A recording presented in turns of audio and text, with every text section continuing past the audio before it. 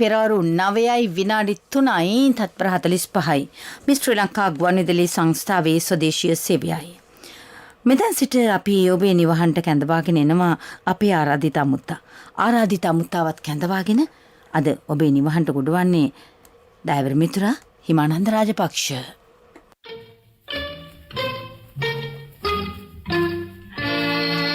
අප්‍රතිහත ධෛර්යයෙන් ලෝකයේ ජයගත් මිනිසුන්, සමාජය වෙනුවෙන් ජීවිතය කැප කළ මිනිසුන්, සත්‍යය වෙනුවෙන් සාධාරණය වෙනුවෙන් ජීවිතය කැප කළ මිනිසුන් ඔබ හමුවට එන ආරාධිත අමුත්තෙකු සමග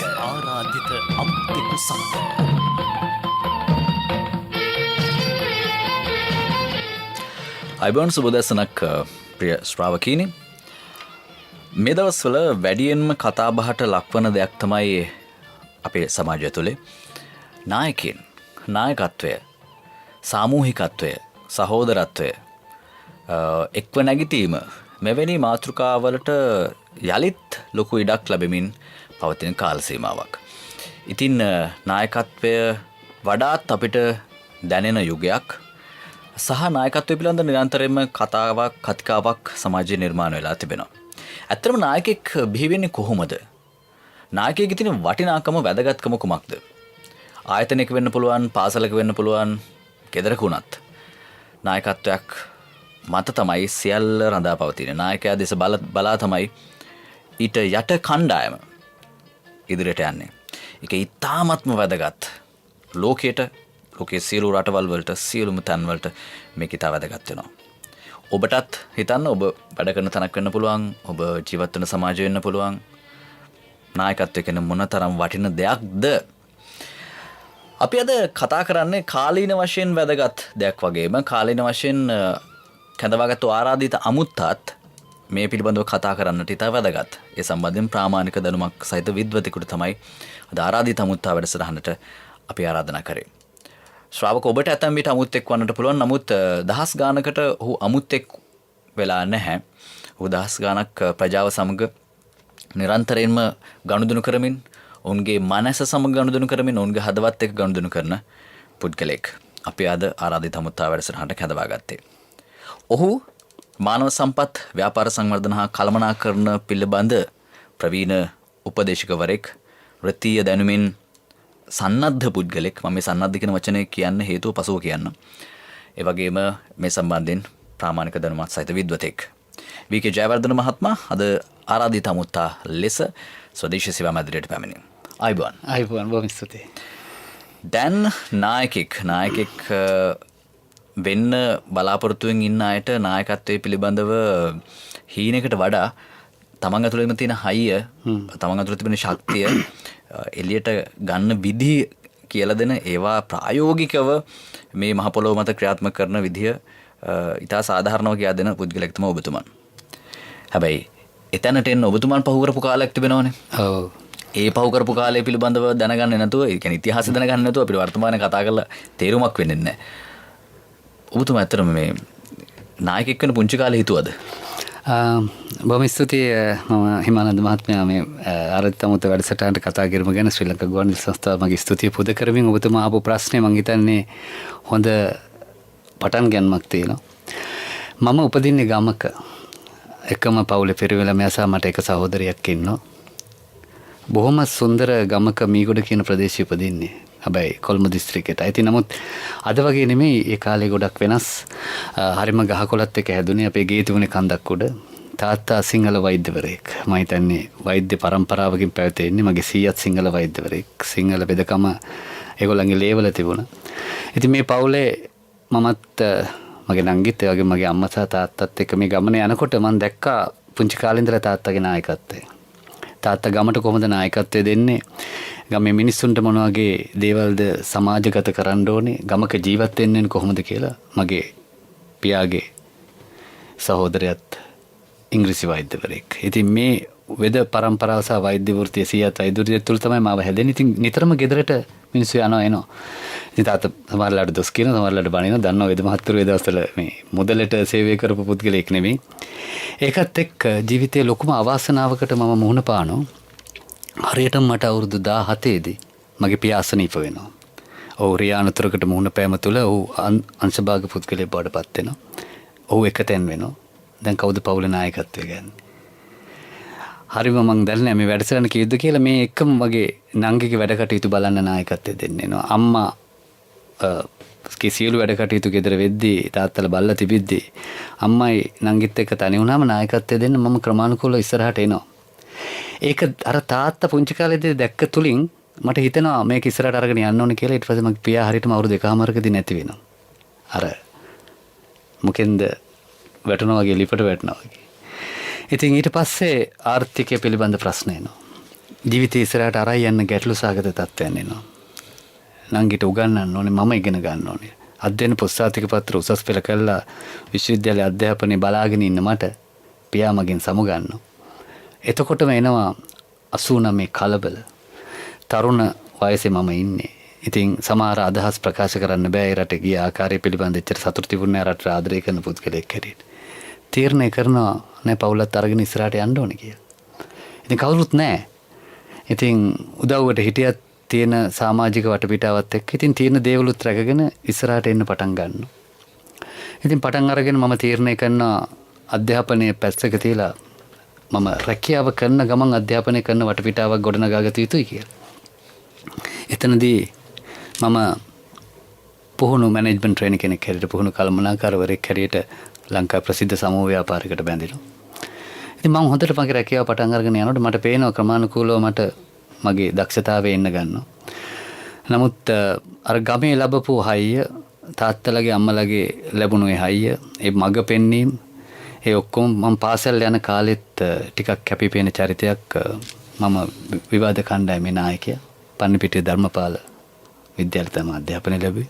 ඉතින් පුංචි කාලේ ඉඳලා මම කතික තරංග වලට දහම් පාසල මට ගොඩක් ප්‍රයෝජනවත් වුණා. අද මම ජාත්‍යන්තරයේ පෞද්ගලික ආයතනවල ඉහළම තනතුරු දරුවත්. අඩිතාලම වැන්නේ නායකයෙකුට අර ගමෙන් අර අධ්‍යාපනයේ දහම් පාසල, පන්සල, පාසල ඒවෙන් අපිට ඇඟට දුන්න දේවල්, ලේවලට දුන්න දේවල්. ඒවත් එක්ක ඉතින් මම එනවා මගේ අම්මා මුල් කාලේ මට හරියට උදව් කරනවා මෙම කතික තරංග වලට සහ ඒ වැඩසටහන් වලට යන්න. අය පත්තර වලින් මට කාරණා හොයලා දෙනවා. මම ඒවා කියවනවා.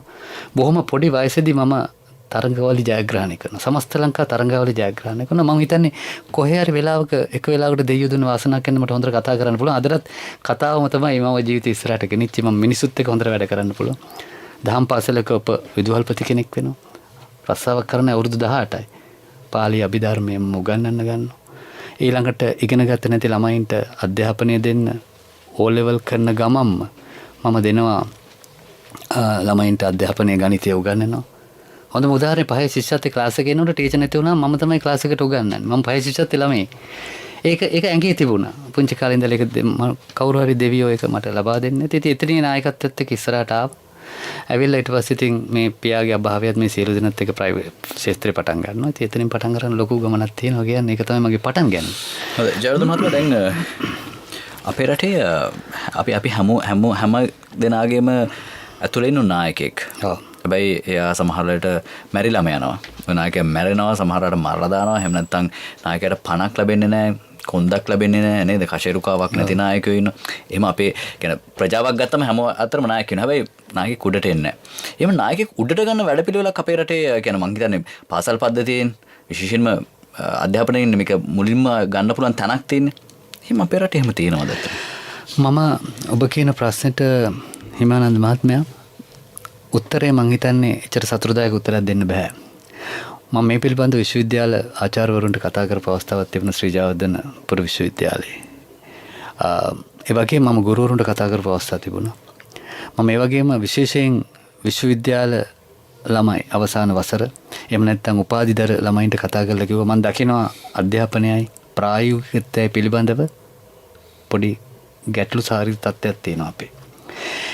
අපිට නායකත්වය කියන්නේ උපතින් එනවා කියලා කිව්වට ඒක මම කියන්නේ හැමදේම රෆ් ඩයමන්ඩ් එකක් වගේ කියලා. මේක පොලිස් කරන්න අපිට දෙන්නේ එක්ක අපේ අධ්‍යාපනය, එක්ක අපේ වටපිටාව, එක්ක අපේ දෙමාපියන්.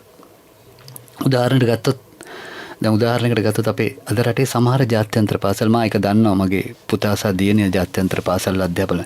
හැබැයි ඒගොල්ලන්ගේ ක්‍රමවේදය අපේ ජාතික ක්‍රම ඉදිරියට පොඩ්ඩක් වෙනස්. ඒගොල්ලෝ නායකත්වයේ බිහි වෙන තැනට ප්‍රායෝගික තැනට පොඩ්ඩක් තල්ලු කරනවා. ඒ තල්ලු කිරීම තුළ ඒගොල්ලෝ යම්කිසි ප්‍රායෝගිකත්වයක් ලබන්න උත්සාහ කරන තත්ත්වයක් තියෙනවා. දැන් උදාහරණයක් ගත්තොත් ක්‍රීඩාවට යොමු කිරීම, කතිකත්වයට යොමු කිරීම, නායකත්වයට යොමු කිරීම ඒගොල්ලෝ දක්ෂතාවයේ තියෙන දේ හඳුනගන්න ඒගොල්ලෝ අවස්ථාවන් තියෙනවා. නමුත් අවාසනාවකට රටේ තියෙන දුෂ්කරතාවයන් සහ එක එක පළාත්වල තියෙන අවශ්‍යතාවයන් එක්ක අර කවුරු හරි එනවනම් පුදුමාකාර ශක්තියක් අරගෙන ඕනේ එන්නේ. ඒක සිස්ටම් එකකින් නැත්නම් ක්‍රමවේදයකින් තල්ලු වෙලා ඉස්සරහට එන ක්‍රමයක් තියෙනවද කියන එක පිළිබඳ ගැටලුවක් තියෙනවා. ඒ වගේම අධ්‍යාපනය දැන් දේශපාලඥ වේවා රට පාලනය කරන දෙයක් වේවා ඒගොල්ලෝ හුඟක් වෙලාවට කියනවා මේ රටේ තියෙන ක්‍රමේ හැමතිස්සෙම වෙනස් වෙන්න ඕන කියලා. දැන් ආයතනයක වැඩ කරලා රැකියාව කරන්න ආපුවාම ඒක හරියට හිමානන්ද මහත්තයා මම හරි බොහොම සුළු උදාහරණකින් කියන්නම් අපිට උගන්වන්නේ එන්ජින් එකක් ගලවන්න බ්‍රෑන්ඩ් නිව් එන්ජින් එක. නමුත් අවසානයේ සමාජයට ආපුවම ගලවන්නේ නැහැ අපිට බ්‍රෑන්ඩ් නිව් එන්ජින් එක. එක්ක මලකට කාලා පොඩ්ඩක් දුවපු එක. එතකොට අර මිටියෙන් පොඩි ඇනේට තට්ටුවක් දැම්මම මේක කිව්වම මේ බොහොම සරල උදාහරණයක්. තට්ටුවක් දාලා තමයි අපි කොච්චර බරක් දීලාද ඇනේ ගලවන්නේ. දැන් ඔය දැනුම අතනදී හම්බ වෙන්නේ නැහැ. අතනදී කෙලින්ම ඔරිජිනල් ඇනේ ඔරිජිනල් ටූල් එක ගත්තා ගලවලා දැම්මා. මෙන්න මේ ප්‍රායෝගිකත්වයේ පිළිබඳ අධ්‍යාපනය තුළ ගැඹුරුවක් වෙන්නේ නැතිකොට අර සමාජයට ඇවිල්ලා එකපාරට නායකෙක් ඉස්සරහට එන්නේ නැති ප්‍රශ්නයක් මා දකිනවා. දෙවෙනි එක අපේ රටේ කොන්සෙප්ට්ස් ඒ කියන්නේ අදහස් වලට එක නිර්මාණශීලී අදහස් වලට තැන දෙනවා අඩුයි. දැන් කෙනෙක් කිව්වොත් මට මෙහෙම නිර්මාණශීලී අදහසක් දෙනවා කියලා. දැන් ඇමරිකාව ගත්තොත් මම දන්න නිසා කියන්නේ හරිම වෙනස්. දැන් ඔබ දන්නවා ඔය අද ෆෝන් නිර්මාණය වීමේදී ඔය ගොඩක් අදහස් ඒගොල්ලෝ කොන්සෙප්ට් එකට තමයි ඉන්වෙස්ට් කළේ. මම මේ සිංහල වචන ඉන්වෙස්ට් කළා කියන අපි එකට වෙනින් ආයෝජනය කළේ. මේ ආයෝජනය කිරීම තුළ ඒ රටේ ලොකු නිර්මාණ සිද්ධ වුණා. අපේ රටේ අදහස් වලට ආයෝජනයක් කොච්චර දුරට සිද්ධ වෙනවද කියන එක පිළිබඳ ගැටලුවක් මට පෞද්ගලිකව තියෙනවා. අදහස් වලට ආයෝජනයක් වෙනවා නම් අපේ කට්ටිය අදහස් අඩු නැහැ. ඒක ගරු කරලා අදහස් වලට උනනොත් ඔන්න එතකොට නායකයෝ ඔන්න එතකොට එන්ටර්ප්‍රනර්ස්ලා ඔන්න එනකොට යමක් වෙනසක් සමාජය ඇති කරන්න පුද්ගලයෝ සමාජෙ බිහි වෙන්න පුළුවන්.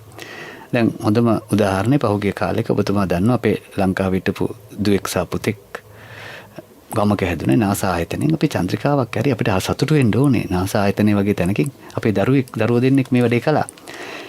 හැබැයි ඉතින් ඒකට වටපිටාව හැදුනේ ලංකාව අධ්‍යාපනයේ ඔක්කොම හරි. නමුත් ඒ සඳහා ගොඩක් දේවල් මම හිතන්නේ ලැබුණේ ලංකාවට එහා ගිය ජාත්‍යන්තරයෙන් තමයි ඒගොල්ලන්ට සහයෝගය හම්බෙලා තියෙන්නේ කියලායි අපිට සත්‍ය ඒකයි සත්‍යය. ඒ කියන්නේ ඔවුන් මොරටු විශ්වවිද්‍යාල දක්වා ඉගෙන ගන්නවා. නමුත් එතනින් එහාට යන්න අඩියක් තියාගන්න තැනක් නැහැ. ඉතින් ජපානයේ වගේ රටකට ගිහිල්ලා එතනින් එහාදී අපි කියන ප්ලැට්ෆෝම් එකක් එතන හදලා තියෙනවා. නේද?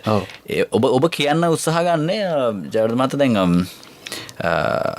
අපිට එහෙම පරිසරයක් ඔබතුමා හොඳ කතාවක් වෙන. අපි හැමදාම අලුත් වෙන්න ඕනේ කියලා කියනවා.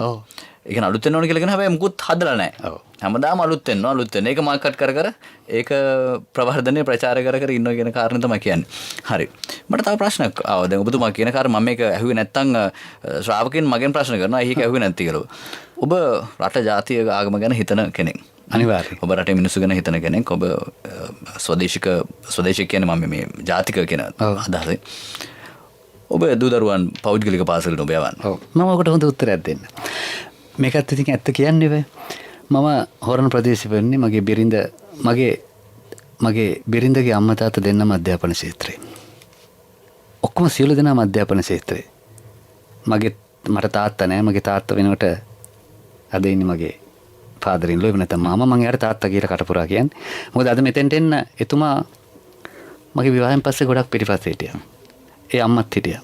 ඒ දෙන්නටත් ගෞරවය යන්න ඕනේ. ඒගොල්ලෝ ඔක්කොම අධ්‍යාපන ක්ෂේත්‍රේ.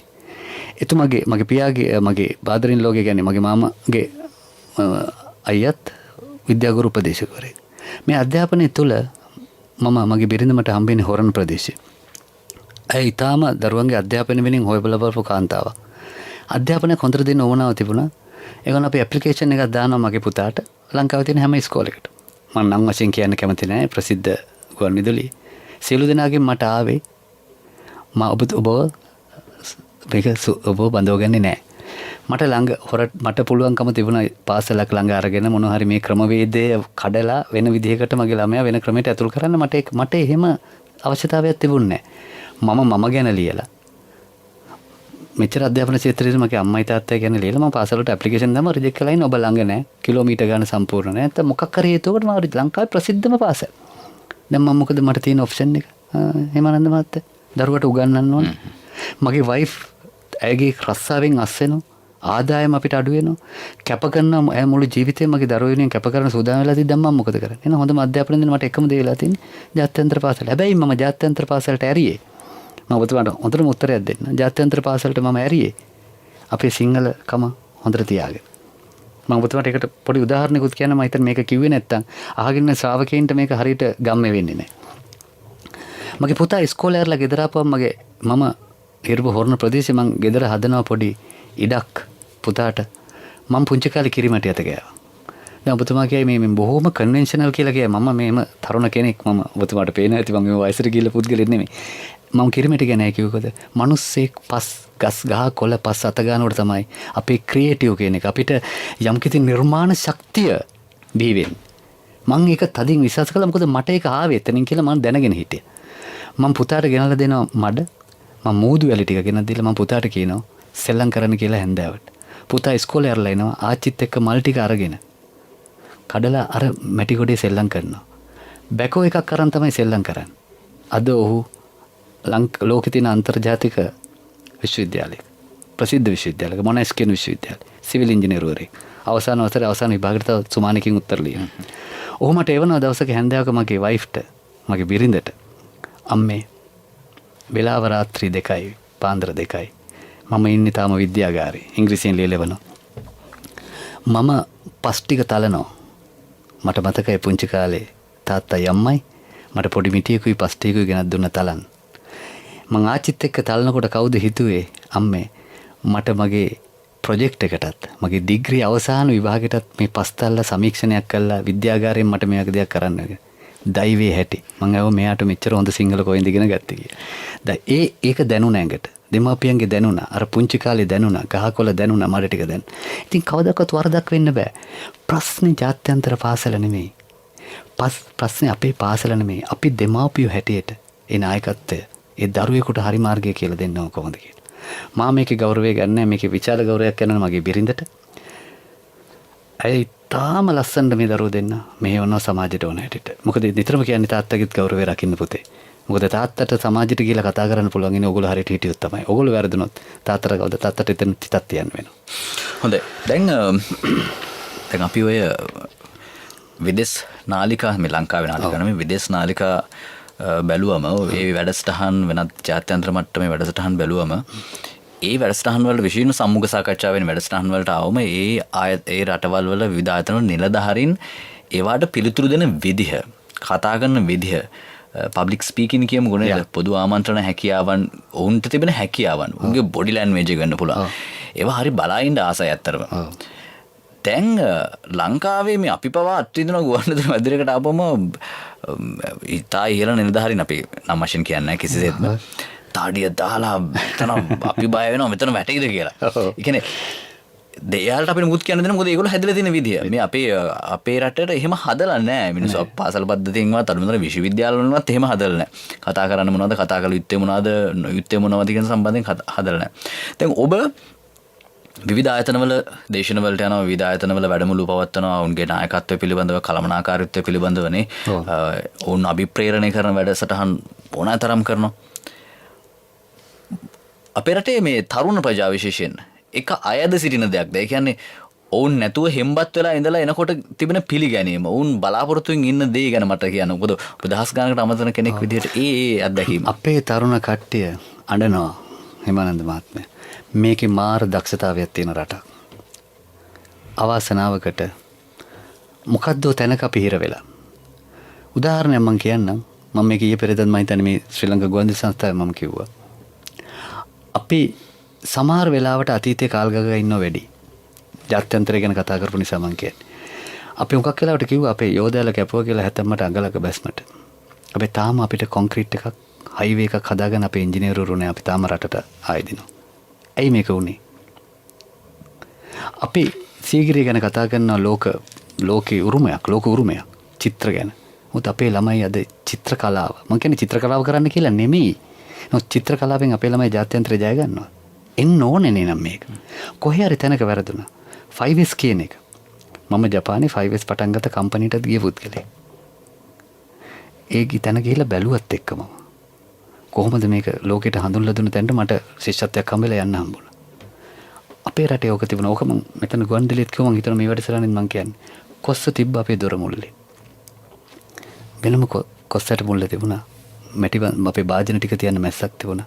පුංචි බල්බ් එකකින් හදලා පොඩි කුප්පි ලාම්පුව හදලා ගිනි පෙට්ටියකුත් තිබුණා. 5S කියන්නේ මොකද? සෙයිරි කියනවා අපි, සෙයිතුන් කියනවා, සිස්සුකේ කියනවා. පිළිවෙලට තබාගෙන අනවශ්‍ය දේවල් ඉවත් කිරීම. මේ සාමාන්‍ය දැනුමෙන් ගත්තා. කරෝලේ ගිහලා ඕන දෙයක් හොයාගන්න පුළුවන් වෙන්න ඕනේ. එදා ලයිට් තිබුණේ නැහනේ. අපි ටක් ගාලා ගිහලා අර කලෙන් පොල් කට් අරගෙන වතුර බිව්වා. හැමදේම කරගත්තා. දැන් ප්‍රශ්නේ දැන් එතෙන්ට යන්න කියලා නෙමෙයි කියන්නේ. එතනින් පටන් අරගෙන ඉස්සරහට එන්න එපා.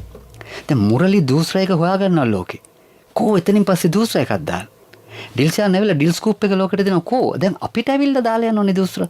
අපිට ඇවිල්ලා ඩිල් ස්කූප් ගහලා යනවා. මොකද දැන් අපේ ක්‍රිකට් කණ්ඩායමට වෙලා තියෙන්නේ. දැන් මේ ලෝකුසලානිකුත් එක්ක පොඩි ස්ට්‍රගලින් එකක් තියෙනවනේ. අපේ කණ්ඩායමක් ඉන්නවද? ඒක වෙනවා කතා කරන්නේ. ඉතින් මේ මොකද උනේ? මේ නායකත්වයේ නෙමෙයිනේ ප්‍රශ්නේ. ඔය හැමතැනම නායකත්වයක් තිබුණා. දැක්කා.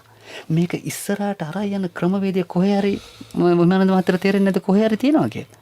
කවුද මේක කතිකාවක්ම යා යුතුයි. අපේ ළමයින්ට හොඳට කතා කරන්න බෑ. ඉංග්‍රීසි හොඳට ඉගෙනනොත් අපේ ළමයි කතා කරයි සුද්දර වැඩි හොඳට. කාර්යය. දැන් උදාහරණයක් ගන්න ජපානය වෙන්න පුළුවන්, චීන වෙන්න පුළුවන්, එහෙම නැත්නම් ස්පැනිෂ් කතා කරන, ස්පාඤ්ඤ භාෂාව කතා කරන ගොඩක් රටවල් වෙන්න පුළුවන්. නැත්නම් ඇමරිකානු හෝ යුරෝපීය රටවල් වෙන්න පුළුවන්. ජර්මන් පවා ඔවුන් ඉංග්‍රීසි භාෂාව භාවිත කරන්නේ නැහැ. ඔවුන්ගේ ප්‍රධාන භාෂාව ඉංග්‍රීසි භාෂාව නෙමෙයි. කියන්නේ බටහිර ඇමරිකාව, බ්‍රිතාන්‍ය නිසා ඔවුන්ගේ රටවිජිත තිබුණු රටවල් වගේ හැරෙන්න ගොඩක් රටවල් ඉංග්‍රීසි භාෂාව රුසියන් ගත්තත් රුසියන් භාෂාවනේ ප්‍රධාන භාෂාව වෙන්නේ. දැන් අපි හිතනවනේ යකෝ ඉංග්‍රීසි භාෂාව නැතුව අපිට යන්න බෑ කියලා. ඔතන දෙකොටත් උත්තරයක් දෙන්න පුළුවන්. ඕකත් ආයිසරයක් එන්න ඕනේ ආපස්සට හැරිලා. මම ජපානයේ ශිෂ්‍යත්වය ලැබලා අධ්‍යාපන ලබන්නේ ටොයෝටා සමාගම ෆැනසනින් කායතන ඔක්කොම ගිහිල්ලා බලලා ට්‍රේන් වෙලා ඔක්කොම ආපු පුද්ගලෙක් මම ගැන කතා කරන නිසා මම ගැන කියන්න ඕන ඔබතුමා නමුත් නැත්නම් මං ගැන කිව්වා වෙනවා. මම මේ හැම ආයතනෙට ගියා මම එකම දේ දැක්කේ ජපානයේ ගිය වෙලාවට මට මේ මැනේජ්මන්ට් එකේ විශ්වවිද්‍යාලේ උගන්වනවා පොඩි තියරි එකක්. මේකට කියනවා ඉග්නෝ තියරි කියලා. ඒක තමයි මට ඉස්සෙල්ලාම ඉගෙනන්නේ.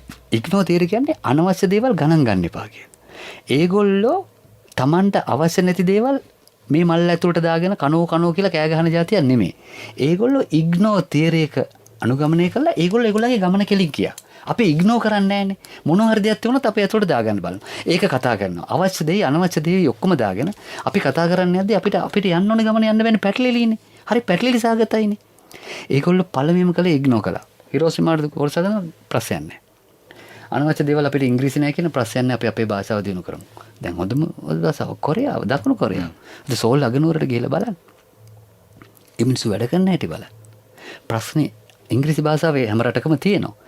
ඉංග්‍රීසි භාෂාව දැනගත්තට කමක් නැහැ. සිංහල භාෂාවෙන් වැඩ කටයුතු කරන්න අපිට තියෙනුනේ දැක්ම. මෙතෙන්ට යන්න ඕනේ කියලා දැක්ම තියෙනකොට භාෂාව බාධකයක් වෙන්නේ. මම කතා කරන හැම කෙනාටම කියන්නේ මම ඉංග්‍රීසි වර්ධින්න ඕනේ කතා කරද්දී.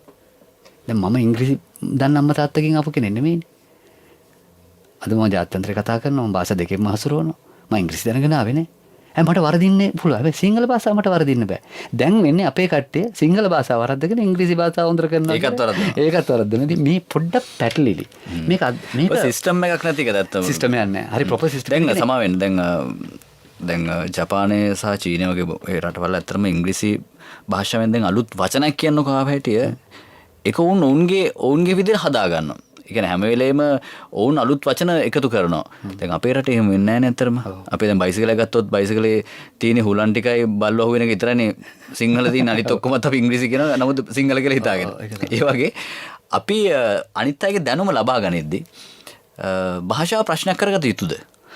අනිත් අයගේ දැනුම අලුත් අය කියනවා මේ කියන්නේ අනිත් අය කියන වෙන කෙනෙක් දැනුම නෙමෙයි වෙනත් රටක තිබෙන අලුතෙන් දැනුම උත්පාදනය වෙද්දී ඒ දැනුම ලංකාවට ඇවිල්ලා මිනිස්සු තේරුම් ගන්න විදිහ හදන ප්‍රශ්නයක් තියෙන මෙතන. ඔබතුමාගේ ප්‍රශ්නට ක්‍රම දෙකකට මට උත්තර දෙන්න පුළුවන්. දැන් අතීතයේ වරදවල් ගැන අපි කතා කරලා වැඩක් නැහැ. ඉස්සරහට යනවා නම් ඉංග්‍රීසි දැනුම අවශ්‍යයි අපිට. මොකද මේක හැදෙන්න තිබුණේ 1948 අපි අපේ ක්‍රමයට හරියට හදාගෙන ආව නම් අද වෙනකොට අපේ රට තියෙන වෙන තැනක. එතකොට අපේ ගමන වෙන විදිහකට යන්න පුළුවන් හිමානන්ද මහත්මයා. හැබැයි දැන් මොනවා හරි වෙලා පොඩ්ඩක් වැරදිලානේ තියෙන්නේ. අපි දැන් අපේ රටේ කොහොමත් බලද්දී අපේ ඉංග්‍රීසි භාෂාව හොඳට අපිට කතා කරන්න පුළුවන්. අපේ ගත්තොත් එimhe අධ්‍යාපන තලයේ පාසල්වල උගන්වනවා.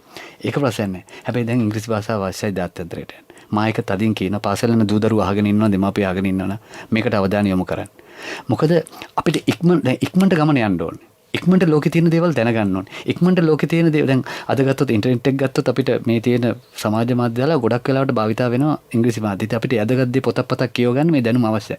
අපි දැන් කරන්න ඕනේ ඒක අරගෙන ඒ ඉංග්‍රීසි භාෂාවෙන් ගන්න දැනුමට ඉක්මනට කස්ටමයිස් කරගන්න අපේ විදියට අපේ රටේ විදියට අපේ ජාතිය විදියට හදාගෙන ටොක් ගාලා අපි ගමන පටස් ගාලා ෆ්ලයිට් එක ටේක් ඔෆ් කරගන්න ඕනේ. අතනින් ගත්ත දැන් වෙලාව නැහැනේ. කාලෙත් එක්ක ලොකු ගනුදෙනුවන්නේ කරන අපි ජීවත් වෙන අවුරුදු 70යි 50 65 වෙනකොට අපි අපේ වැඩ කටයුතු ටික කරලා ඉවරයි. ඊටු පහ දෙන්නේ කියලා වැඩ සෙටල් ඩවුන් නා. ඊට පස්සේ ජීවිතෙත් මේ කාලේ යන කාලේ එන්නේ නැහනේ. ප්‍රශ්නේ තියෙන්නේ අදට වැඩිය හෙට කරමු කියන එක අමතක කරන්න ඕනේ. මේක ඇයි ඊයේ කලේ නැත්te කියන ප්‍රශ්නේ අපෙන් අහන්න ඕනේ. අපිට නිදා ගන්න වෙලාවක් නැහැ. අපි වැඩ කරන්න ඕනේ. අපි වෙනුවෙන් වැඩ කරන්න ඕනේ. හැමෝම හිතුවොත් තමන් ඉස්සර තමාත් මේ සෙවණැල්ල කියලා ගමන යන්න පුළුවන්. මේ කියන්නේ ආත්මාර්ථකාමීත්වය නෙමෙයි. බොහෝ දෙනෙක් හිතනවාද එහෙම දැන් ආයතනයක කෙනෙක් වැඩ කර දැන් උදාහරණයක් විතර බයිසිකල් රේස් එකක් යනවා. රේස් එක යනකොට ඔක්කොම එක දිගට පැදලා ඒ බන්ච් එකෙන් එක්කෙනෙක් ඉස්සරහට එනවා. බයිසිකල් රේස් එක දිනන්න බෑ නැත්නම්. ඔව්. හැබැයි එනකොට ඒකෙනා වැඩියෙන් පේනවා. එතකොට පිටිපස්සෙන් එන අයට පොඩි ඉරිසියාවක් එමේ හිතෙන්න පුළුවන්. ආයතන ගුණත් එහෙමනේ වැඩ කරද්දි ඉස්සරහට එන එක්කෙනා දිහා යම් පීඩාවක් වැඩි. එතකොට ඔබතුමා හොඳ කතාවක් කිව්වා. ඉග්නෝ තියරි කියන එක. ඔව්. දැන් පස්සේ මිනිස්සු හූ කිව්වද දෙපැත්තින් නැහැ හූ කිව්වද බැන්නද වැඩක් නැහැ. අපි මේ ගමන යන්න ඕනි කියන කාරණේ. ඊටමත් වටින දෙයක් මේක. දැන් ඕක මේ අපේ දැන් උදාහරණයක් විදිහට රාජ්‍ය ආයතන මම දැක්ක මේ ළඟදී Facebook එකේ තියෙනවා. ඔව්. රාජ්‍ය ආයතන සම්බන්ධයේ ඒ 100% නිවැරදි කියලා මම කියන්නේ නැහැ. ඒ 100% නිවැරදි නැහැ. හැබැයි යම් ප්‍රමාණයක ඇත්තකුත් තියෙනවා. අපි පිළිගන්න බෑ. අපිත් රාජ්‍ය ආයතන වැඩ කරන කෙනෙක්නේ. නැත්තම් මේක බොරු කියලා ප්‍රේක්ෂක මේ ශ්‍රාවකයෝ අපිට බයිනවා. දැන් රාජ්‍ය ආයතනවල තියෙන තේමාව තමයිලු ගහලා තියෙන්නේ පුළුවන් නම් වැඩක් කරගෙන පෙන්නපන් කියලා. ඒ කියන්නේ එන මිනිසුන්ට කියන්නේ. ඒ කියන්නේ රාජ්‍ය ආයතනවල තිබෙන මම කියන්නේ මේකත් වැරදි ආදර්ශයක් වෙන්න පුළුවන් යම් ප්‍රමාණයක. හැබැයි මිනිස්සු හැම වෙලේම හරි ඍණාත්මකව හිතන්නේ. බෑ කරන්න බෑ. මේ රටේ ප්‍රශ්න දේශපාලන ප්‍රශ්න මෙහෙම කඩු කිනිසාව වෙනවා බෝම්බ ගහනවා මේ එක ඒවා දේවල් කතා කරනවා. හැබැයි පොදු කාරණය ඒ පැත්තකදී අනිත් දේවල් සම්බන්ධයෙන් කතා කරමින් ඉන්නවා. අපේ රටක් විදිහට මේක අපි මේ කොහොමද මේකෙන් ගොඩ එන්නේ අතරම? ඇත්තටම ප්‍රශ්නේ ඒකත් අපි කතා කළොත් අපි හරි හැංගීම් බරයි. හරි සුන්දර හැඟීමක් හරි සංවේදී පුද්ගලයා අපි. ඒක හුඟක් හොඳයි. නමුත් සමහර තැන්වල තීරණය ගනිද්දී අපි හරි තීරණය ගන්න ඕනේ. දැන් මම මේක අහගෙන ශ්‍රාවකයන්ට කිව්වොත් සමහර වෙලාවට අපි තීරණ ගැනීමේදී කොහොම තදබල විදිහට ගන්න ඕනේද කියලා මම මේ උදාහරණය ඔබට ගන්නම්. මම හිතන්නේ මේ උදාහරණය මම ගන්නේ වැරදියට මාව අර්ථකථනය කරන්න එපා. නමුත් තීරණ ගැනීමේ තියෙන අවශ්‍යතාවය. උදාහරණයකට එකපාරකට ගම් වතුරේ තමන්ගේ අම්මා සහ බිරිඳ ගහගෙන යන අවස්ථාව ආවොත් මම සමහර වෙලාවට මැනේජ්මන්ට් වල අහනවා. මම මේක ගන්නේ උදාහරණේ මාතෘකාව අර්ථය පැහැදිලි කරන්න විනා ඒ චරිත දෙක පල්ලයට දාන්නවත් ඒ චරිතයේ තියෙන ගෞරවය නැති කරන්නත් නෙමෙයි. ඔබතුමත් සහ ශ්‍රාවකයොත් එයාදින් තේරුම් ගනී කියලා හිතනවා. මෙන්න මේ තැනට අපි රට ගේන්න ඕනේ. අම්මයි දැන් පුතෙක් හැටියට තමන්ගේ අම්මා අවුරුදු 70ක් විතර යන වතුර යනවා. වයිෆ් තමන්ගේ වතුර තමන්ට දෙන්න පුළුවන් අත එක්කෙනාටයි. අපි ප්‍රායෝගික අවස්ථාවක් හිතන්න ඔබතුමා. මම මේ ප්‍රායෝගිකත්වය ගන්නේ තීරණ ගන්න ඕන විදිහ අපි තීරණය. අත දෙන්න පුළුවන් එක්කෙනාට. අම්මා අනිත් පැත්තේ බිරිඳ. අපි තමන්ට දරුවෝ දෙන්නෙක් ඉන්නවා. දැන් අත දෙන්න ඕනේ කාටද හේමානන්ද මහත්මයා? ඔබ දෙන්නේ කාටද? අම්මටද? ඔබගේ ආදරණීය බිරිඳටද? කියන්න මට උත්තරේ. කෙතර යන්නත් ඕනේ. ගම යන්නත් ඕනේ. උදාහරණයකට මම මොකක් වෙලාවට කියන්නේ. ඒ වෙලාව අත දෙන්න වෙන්නේ බිරිඳට. මොකද ඒ තමන්ගේ දරුවන්ගේ අම්මා. අර අම්මා වතුරට ගහගෙන යන්න දෙන්න කියලා නෙමෙයි කියන්නේ. නමුත් අම්මගේ පුතා හොඳයි. අම්මගේ කාලේ යන මට මගේ දරුවෝ දෙන්නට අම්මා කෙනෙක් ඕන නිසා මගේ දරුවෝ දෙන්නගේ අධ්‍යාපන නිසා ගමනක් යන්න. මම මේ එතන කිව්වේ වැරදියට මාව අර්ථකථනය කරන්න එපා. මේ අම්මා සහ බිරිඳ ගත්තා. ඇඟට වදින්නත් කියන්න එපා. ඒක තීරණ ගන්න හරි අමාරුයි. අපි හරි තීරණ හරි වෙලාවට ගන්න ඕනේ කියන්නේ. ඒක පොපියුලර් ජනප්‍රිය තීරණ හදවත සන්තෝෂ කරන සියලු දෙනා කරන තීරණ අරගෙන කරන්න බෑ. මාත් එක්ක ගොඩක් දෙනෙක් මේකට එකතු වෙනවා. අපි හදවතින් ගන්න තීරණ මේ විශේෂයෙන්ම ලංකාව වගේ රටවල් මේ පෙරදිග රටවල් බෞද්ධ සංස්කෘතියත් එක්ක අපි හැදී වැඩෙන රටවල් විශේෂයෙන්ම ආගම මුල් කරගත්තු සංස්කෘතිය නිර්මාණය වෙලා තිබෙන්නේ. ඉන්දියාව ලංකාව මේ වගේ රටවල් හරි හදවතින් නේද තීරණ ගන්න. ඒ කියන්නේ වැඩි ඉඩක් දෙනවා හදවතින් එන හැඟීම් වලට තීරණය කරන්නට. දැන් අපේ රට උනත් ගන්නකො අපි ගන්න තීරණ මේ හරිම හදවතින් ගත්ත තීරණේ පෞද්ගලික කාල සීමාව තුළ අපි විවිධ තීරණ ඡන්දයකදී වෙන්න පුළුවන් නේ වෙන විවිධ ප්‍රශ්නවලදී වෙන්න පුළුවන් හරි ගන්න තීන්දුව. දැන් එක්කෙනෙක් කතා කරද්දී එයාට හනිය හරිය හදවතට දැනෙන කතා කරනවා කියලා එයා ගැන අපි හිතනවා. හදවතින් තීරණ ගැනීම සහ බුද්ධියෙන් නැත්නම් මොලෙන් තීරණ ගැනීම කියන්නේ ඉතා පැහැදිලි කාරණ දෙයක්. ඒකම තමයි ඇත්තටම අපේ රට ඉදිරියට ගෙන යාමේදී අපිත් මේකට වක් කියන්න ඕනේ. ඔව් නෑ ඔබතුමාලා වගේ කියනට ඔබතුමාලා අපිව ගෙනල්ලා වුණත් උත්සාහ කරන්නේ ඒක ලම කරගෙන රජාවක් විදිහට මුළු රටම වගේ කියන්න ඕනේ. දැන් උදාහරණයක් ගත්තොත් අපි කතා කරනවා ලීකුවන් නිව් ගැන කතා කරනවා. අපි මේ ගීතක් අහලමුද? සමා වෙන්න ඕනේ. එහෙම ගීතත් අමතක කළා ගියා මේ කතාවෙන් අපි එතනට මං එනවා ලීකුවන් නිව් ගැන ඔබ කතා තිබ්බේ. අපි මුලින්ම අහන ගීතය ඔබ තෝරාගත්තු ගීතය. මම ගීත ඔබතුමාලා කීපයට මං ගීත 3ක් තෝරගත්තා. මං හිතනවා මේ ගීත 3 අද ප්‍රචාරය වෙයි කියලා. මං හරි ආසයි සුජාත අත්තනායක ගායනා කරපු කරුණාරත්න අබේසේකරයන්. මේ එතුමාගේ පින්තූරෙත් මං දැක්කා දෙනකොට තියෙන ශ්‍රේෂ්ඨ පුද්ගලෙක් ලංකාවේ බිහි වෙච්ච. හොඳ නායකයෙක්. ඒ නායකත්වයේ අදටත් කතා කරනවා. ඔන්චිල්ලා තොටලි කොයින්දෝ රන්වල්. මම මේක තෝරගන්න හේතුව තිබුණා රන් සලුපිලි වල්ලු නෑ.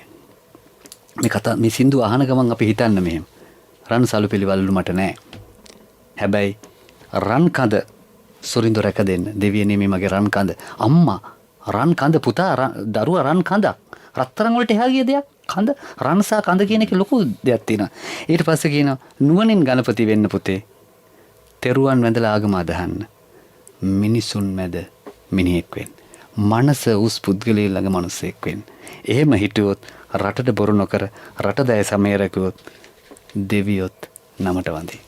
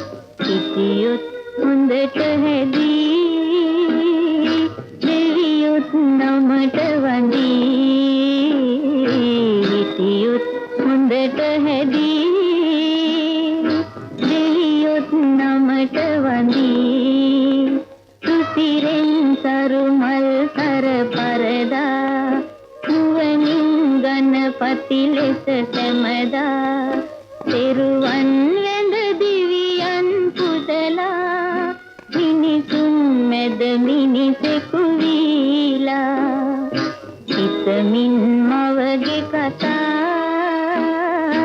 දොයි දොයි දොයිය පුතා හිතමින් මවගේ කතා දොයි දොයි දොයිය පුතා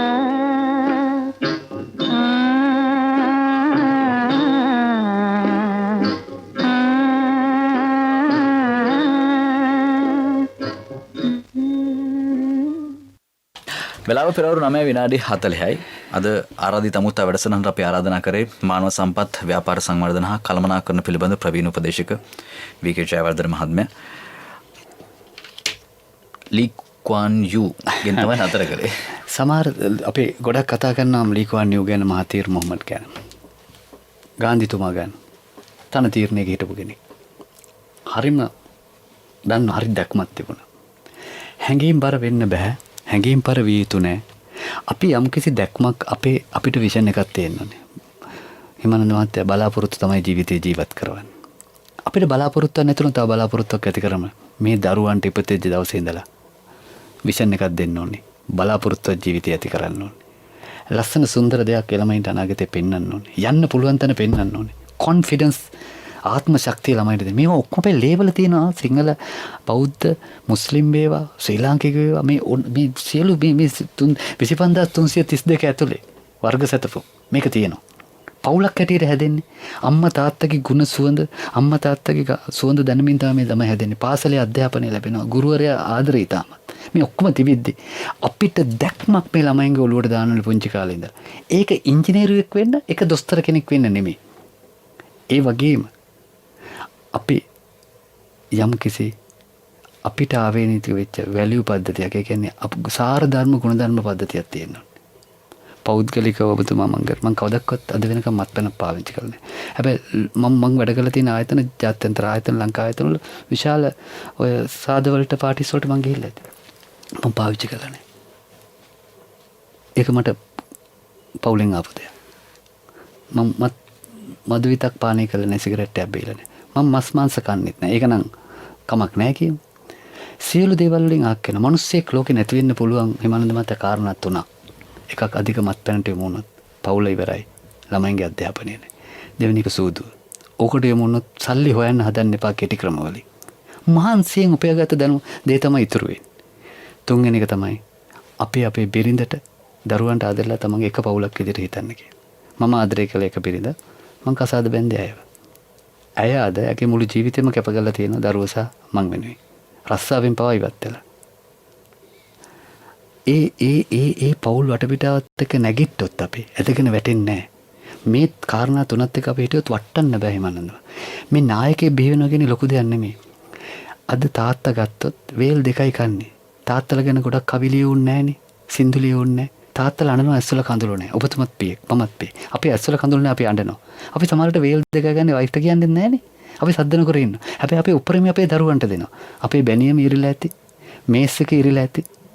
නමුත් අපිට ඒව හරි සනීපයි. දරුවන්ට හොඳට අන්දලා කඳලා අපි මේ කරන අපිට ඌමනාව තියෙනවා. හැබැයි ඌමනාවත් එක්ක දැක්මක් තියෙන්න ඕනේ.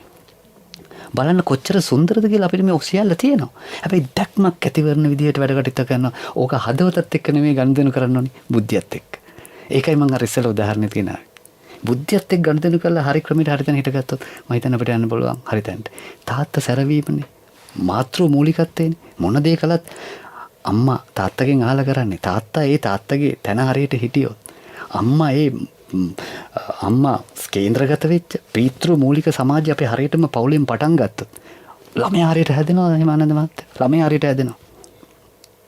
ඒක ලැබෙනවා. මං අත්දකලා තියෙන නිසා කියන්නේ. ටෙක්නොලොජි එක සම්බන්ධයෙන්, තාක්ෂණය සම්බන්ධයෙන් එය හරි විවාදිතයි. තාක්ෂණය අවභාවිතය සහ තාක්ෂණ හොඳ දෙයට භාවිතා කිරීම. සරල උදාහරණයක් තමයි නිතරම අතේ තියෙන ජංගම දුරකථනය. ඉතින් ජංගම දුරකථනය අද අපේ වගේ රටක ජනගහනයටත් වඩා දෙගුණයකටත් වඩා දැන් ජංගම දුරකථන කියලා තමයි වාර්තා. මිලියන 22කට වැඩි. ඔව් 22කට වඩා. දිනපතා මිනිසුන්ගේ අතින් නැති වෙන ජංගම දුරකථන ප්‍රමාණය කියන හොරකම් කරන ජංගම දුරකථන ප්‍රමාණය ඉතාමත් වැඩි. අපි විදුලි සංදේශ නියාමනයකින් අහපුවම කියන බොහෝ ප්‍රමාණයක් දවසට නැති වුණායි කියලා පැමිණෙනවලු කියන්නේ හොරකම් කරන.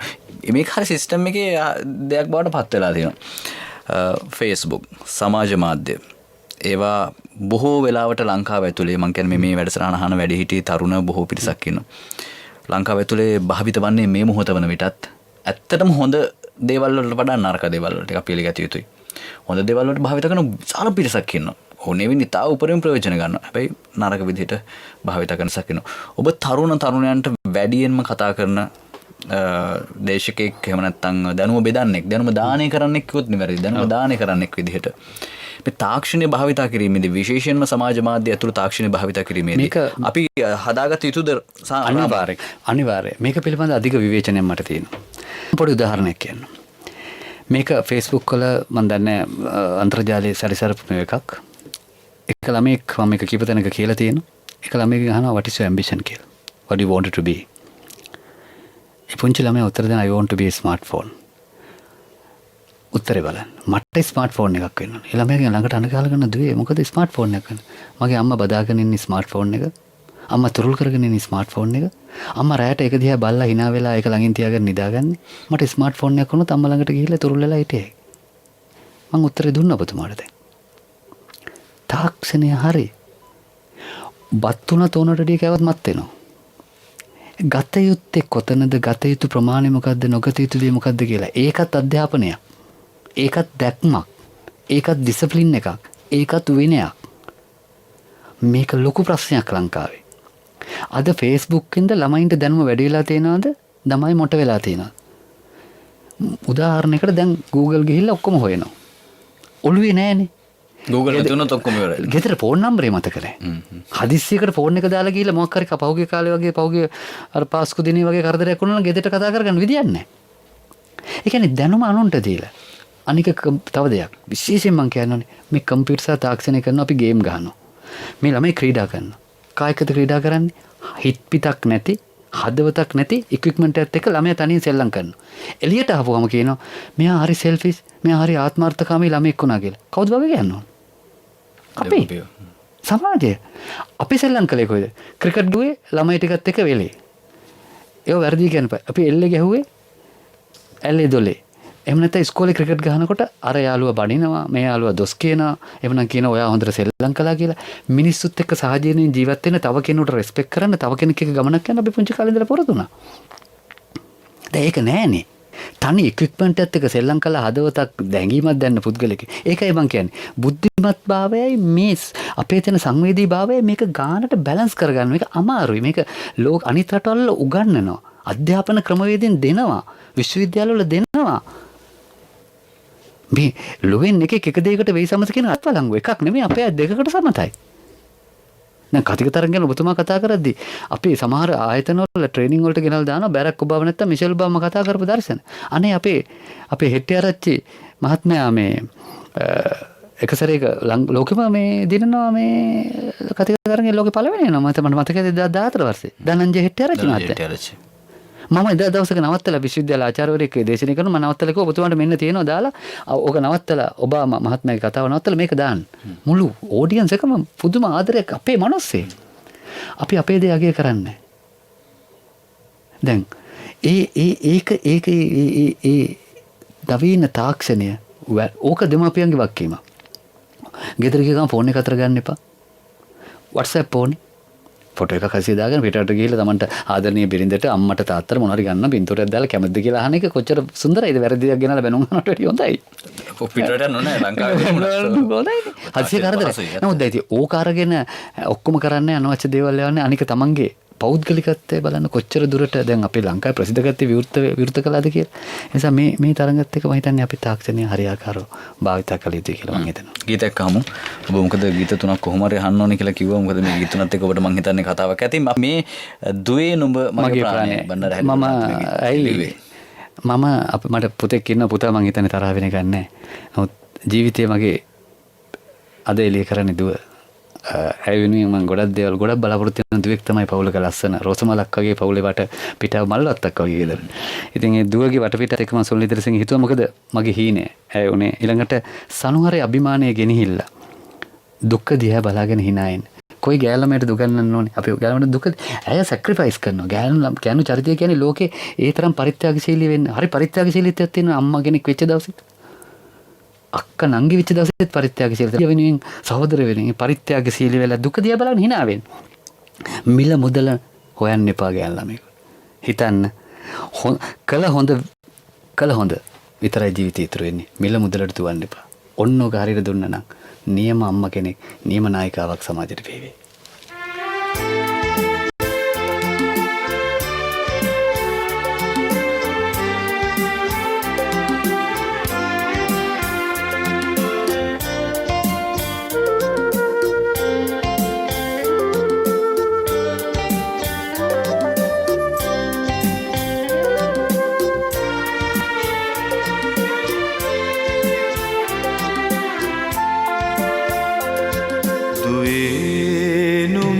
මගේ ප්‍රාණයයි සැබෑවුන සුබ සිහිනයයි සෙනෙහසින් කුලගෙට පිය නගන්නේ සනුහරේ අභිමානයයි දුවේ නුඹ මගේ ප්‍රාණයයි සැබෑවුන සුබ සිහිනයයි සෙනෙහසින් කුලගෙට පිය නගන්නේ සනුහරේ අභිමානයයි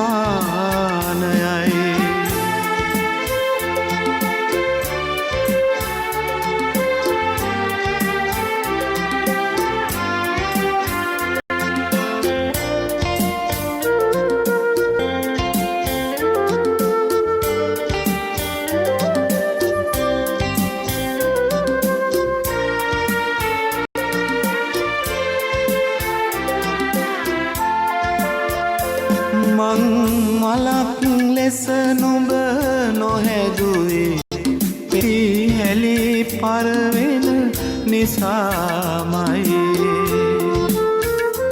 දුක දිනාහි නැහෙන හැටිදුවේ නුඹ දැන උගත් පාඩම තමයි මිල මුදල නිලබයා නොදෙයි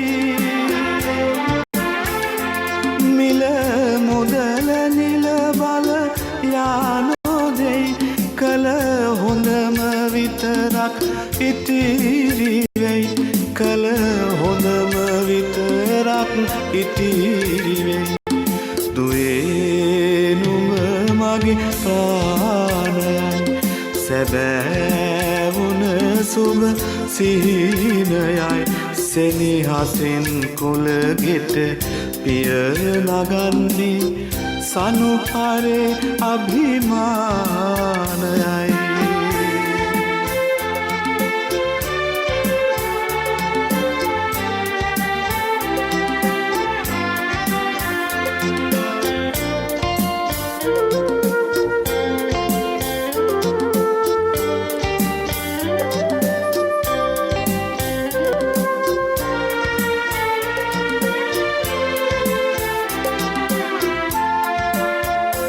අප මේ මුතුන් මෙත්තන් එදා සියලේ කඳුළු දහදිය පුදා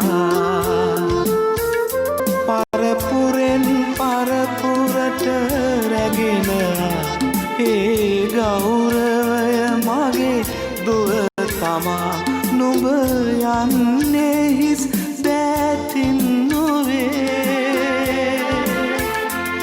නුඹ යන්නේ හිස් දැතින් නොවේ ගෙනී යන්නේ ඒ අභිමානයයි ගෙනී යන්නේ ඒ අභිමානයයි දුවේ නුඹ මගේ ප්‍රාණයයි සැබෑවුන සුබ සිහිනයයි සෙනෙහසින් කුලගෙට පිය නගන්නේ සනුහරේ අභිමානයයි දුවේ නුඹ මගේ ප්‍රාණයයි.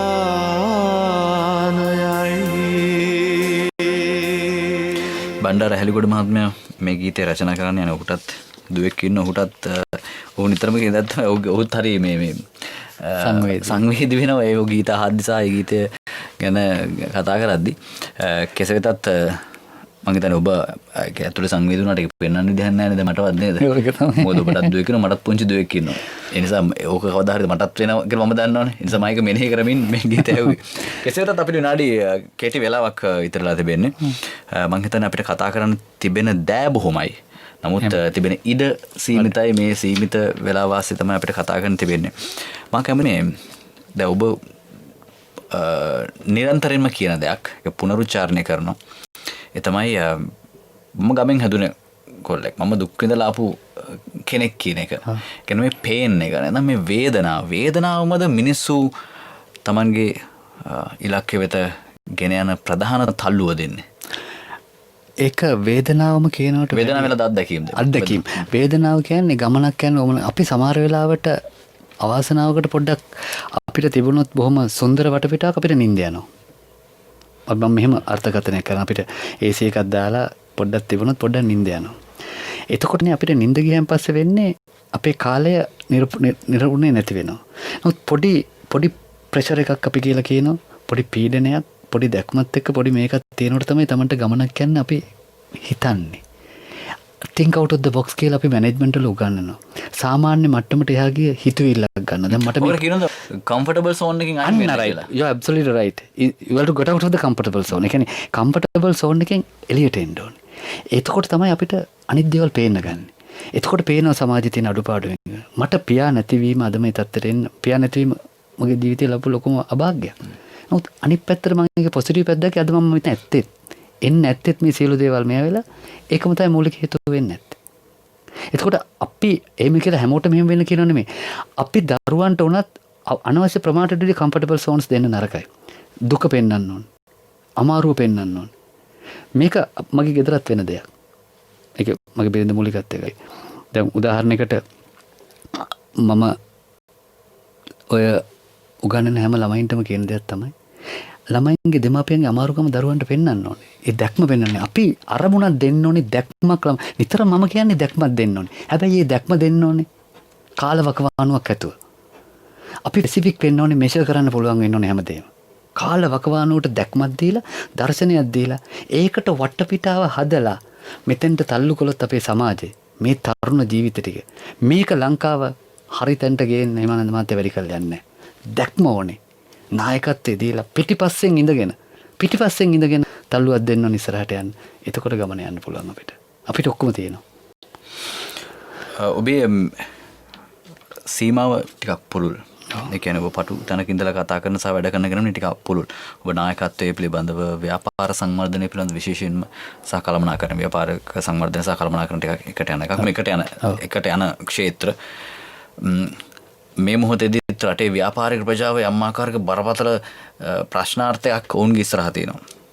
ඒ කියන්නේ මේ ඇති වෙලා තිබෙනා වූ සමාජීය තත්ත්වයන් එක්ක පොදුවේ ගත්තම ඒක සිංහලද දෙමළද මුස්ලිම්ද කියලා කියන්නේ නැතුව පොදුවේ ගත්තම මෙවැනි මොහොතක අප ක්‍රියා කළ යුතු ආකාර ඔබ පසුගිය දවස්වල විශ්ලේෂණය කරන්න නැති මෙන්න මේ විදිහට යන්න අවශ්‍ය කියලා මෙවැනි මොහොතක අපි ක්‍රියා කළ යුතු ආකාරය රටක් විදිහට කෙබඳුද මේ අපි ව්‍යාපාරික සමාජයට ඉදා කෙටියෙන් මට මේක උත්තර දෙන්න ඕනේ වෙලාව නැහැ.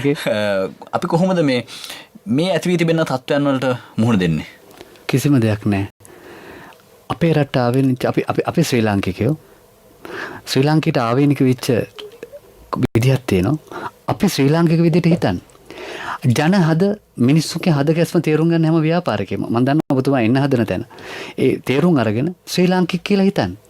අපිට ආගම්වාද මොකුත් නැතුව ශ්‍රී ලාංකික කියලා හිතලා ඒ ශ්‍රී ලාංකික ඒ කොඩිය යට ඒ අපිට ආවේනික වෙච්ච රටේ අපිට ඇතුළත තියෙන සංස්කෘතියත් එක්ක හිතන්න මිනිස්සු ආදරය කරනවා. මිනිස්සුන්ට එතකොට ආගමයක නැහැ. අද බෞද්ධ වැඩිම ආදරය කරන්නේ අපේ මල්කම් රංජිත් පියතුමාට. බෞද්ධයෝ හරි ආදරය. ඒ කියන්නේ ශ්‍රී ලාංකික විදිහට හිතන්නේ. ඒ බැංකුතුමා හිතන විදිහට හිතන්න. හැම කෙනාටම මං කියන්නේ. එතකොට අපි ඒ සත්‍ය තේරුම් අරගෙන ශ්‍රී ලාංකික විදිහට හිතලා වැඩ කරන්න හරිම සංවේදී වෙලා හරිම සුන්දර විදිහට හිතන්න. ගමන යන්න පුළුවන්. ඒකට හොඳ ස්ට්‍රැටජි එකක් හදාගන්න. කාල වකවානුවක් ඇතුව. හොඳයි. එසේනම් අපි සමුගෙන යෑමට කලින් මට කියන්න ඔබ මේ අවසන් වශයෙන් මේ ගීතය තෝරාගත්තේ ඇයි කියලා. චන්ද්‍රාමේ රැපායාව මං හරි ආස ගායකයෙක් ජෝතිපාල මහත්මයා. මම මේ ගීතය නෑගත්තේ මම ආදරයත් එක්ක ජීවත් වෙන මිනිසෙක්. ආදරයට ගොඩක් ගරු කරනවා. දෙමාපිය වගේම. මගේ බිරිඳ මගේ පිටිපස්සෙන් හිටියා. මගේ අම්මා මගේ පිටිපස්සෙන් හිටියා. සියලු දෙනාටම මේ ආදරය සහ ආදරය තුළ ආදරය හරි වාසනාවක්. දුක් වේදනා නිවෙනවා. සතුටයි සැපයි අපේ ජීවිතය ලැබෙනවා කාට කිව්වත්. හැමදාම ඔබ මාගේ වේවා. ඒක තමයි මට කියන්නේ. හොඳයි. අද දවසේදී අපි අරත් අමුත වැඩසටහනකට කැඳවා ගත්තේ මානව සම්පත් ව්‍යාපාර සංවර්ධන හා කළමනාකරණ පිළිබඳ ප්‍රවීණ උපදෙස් වී.කේ ජයවර්ධන මහත්මයා බොහොම ස්තුතියි. පැමිණියාට අපි ඉදිරි දවසකදී මුණ ගැහෙමු. තව කතා කරන්න දේවල් එමටයි අපිට. බොහොම සන්තෝෂයි මම ඔබ ඉතාම හොඳට වැඩසටහන මම හරිම පහසුවෙන් මේ වැඩසටහන මොකද ඔබට ගොඩක් කිසිදු ඔබ දක්ෂයෙක්. ඔබට තව දුර ගමනක් යන්න ශක්තිය ධෛර්යය ලැබෙන්න කියලා ප්‍රාර්ථනා කරනවා. ඒ වගේම හොඳ ගමනක් තියෙන පුද්ගලයෙක් බවත් මම මෙලා ප්‍රකාශ කරනවා. බොහොම ස්තුතියි. අද නාද සංකලනය කළේ රවින්ද්‍ර සංජීව පෙරේරා, නිෂ්පාදනය කළේ චන්ද්‍රිකා මානගේ, මම හිමානන්ද රාජපක්ෂ. අපි ලබන සතියේ මුණ ගැසෙමු. ආරාධිත අමුත්තා සමගින් විනාඩි 2ක් විතර අපි අනිත් අඩහෝරාවෙන්න ගන්නවා. බොහොම කාරුණිකව ඒ මතක් කිරීම කරනවා. බොහොම ස්තුතියි.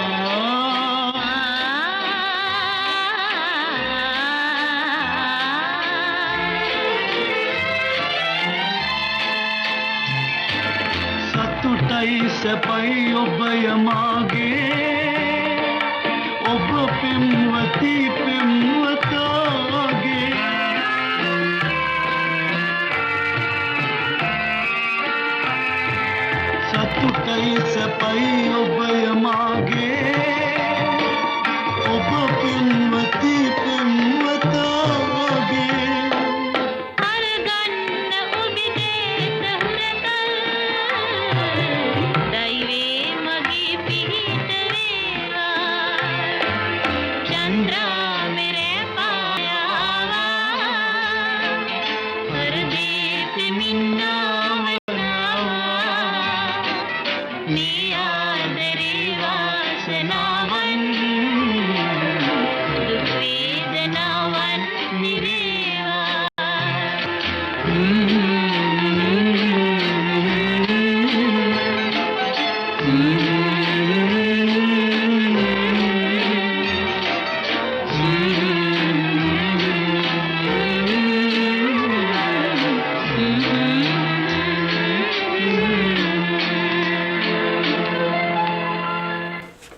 පිරුරු 10 විනාඩි 4යි මේ සුදේශීය සේවයයි.